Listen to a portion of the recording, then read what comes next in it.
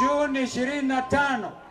Sema June 25. June 25th. We have had people saying that June 25th will be a public holiday. There is no public holiday on June 25th. Is President William Ruto afraid of the upcoming June 25th protest?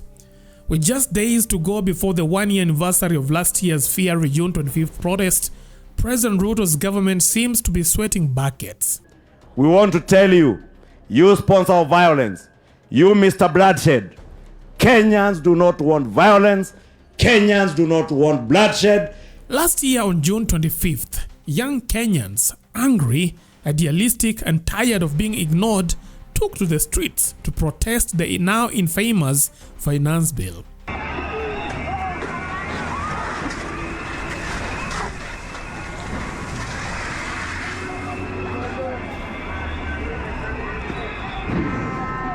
What began as chants and placards ended with bodies in the streets, tales of torture and a haunted roll call of the missing. Parliament was breached, the symbolism loud, the message louder.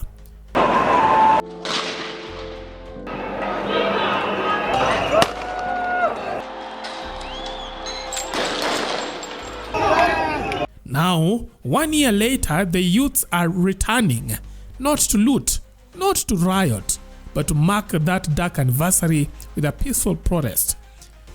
Wednesday tuenda kwa barabara kuvuka mashujaa ambao tulipoteza, and we have promised Kenyans that we're going to be in the streets on 25th of June to mark 1 year and not to assure Kenyans that they will be safe. There will be no thuggery, there will be no mugging, there will be no looting. We shall protect our country, our city, our citizens as we go to Parliament. While organizers say this year's protests will be peaceful, Ruto's regime is not exactly buying that bedtime story.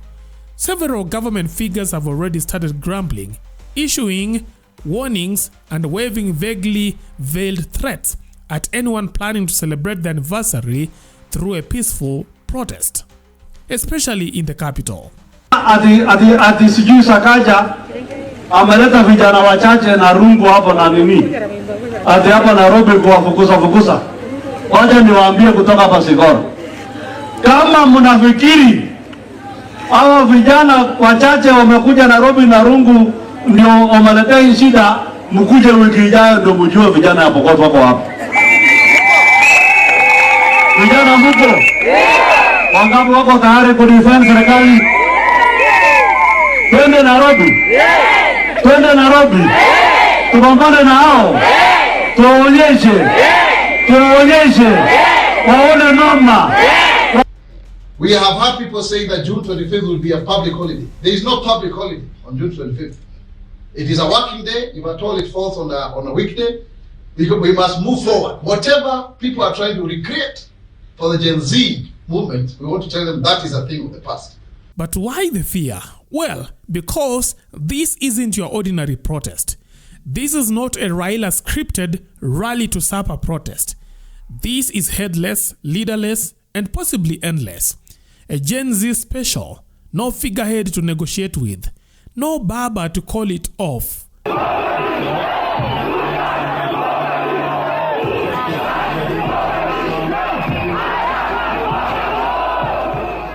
Unlike Raila's old school demos, which fizzled out when he shook hands with powers that be, these youths don't negotiate until their demands: better economy, less police brutality, fewer excuses are met. 27 by the way. Kwa hizi streets wakituaoni half-time. I'm here because I can do something about it. I'm here because I have nothing else to lose other than my miserable life. I don't have nothing to lose. If Kenya's political class is used to playing chess, this is a game of Go, strategic, sprawling, and played with overwhelming numbers.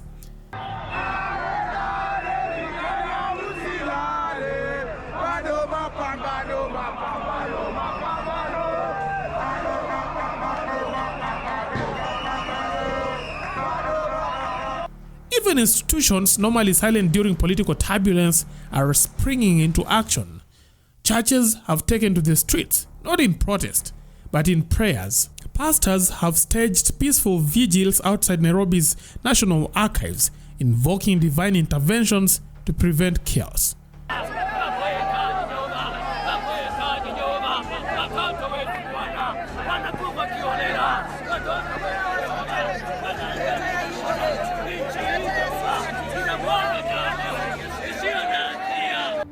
hata kama unafanya maandamano, tafadhali usikubali mtu akutumie, ule mtu wa koti moja akutumie kwa mambo ya violence. Kwa sababu violence ikuja katika Kenya, yeye ako na pesa, atatoa watoto wake naende nao Amerikani, atatoa watoto wake ataenda nao kule Europe, lakini wewe kama kijana mdogo utabaki hapa bila taifa. Walilia kwa rungu hiyo kidogo ya juzi, lakini wacha wajaribu wiki hii. Wale vijana watatoka sehemu hii, watawaonyesha maana ya kukimbia ni nini. Hiyo matumbo yao imejaa mafuta, tutawakimbiza mpaka mafuta yote iishe kwa mwili. But why all this trembling from a government with all the tools of state power at its disposal? Well, the answer lies not in politics as usual, but in last year's historic eruption.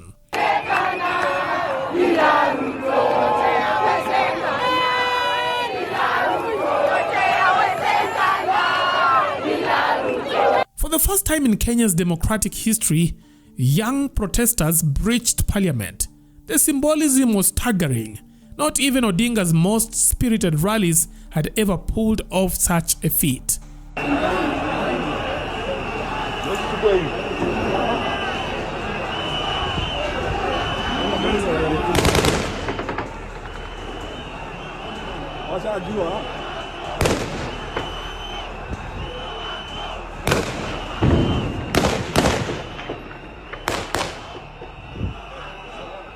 And the message to the executive was clear.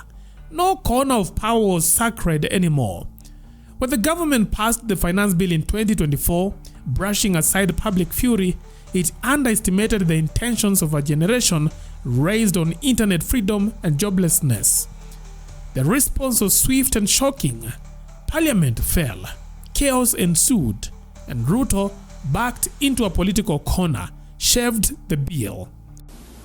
Consequently, having reflected on the continuing conversation around the content of the Finance Bill 2024 and listening keenly to the people of Kenya who have said loudly that they want nothing to do with this Finance Bill 2024, I concede. Not because of diplomatic pressure or elite negotiation, but because ordinary Kenyans had taken matters into their own hands and made it very clear they could do so once again.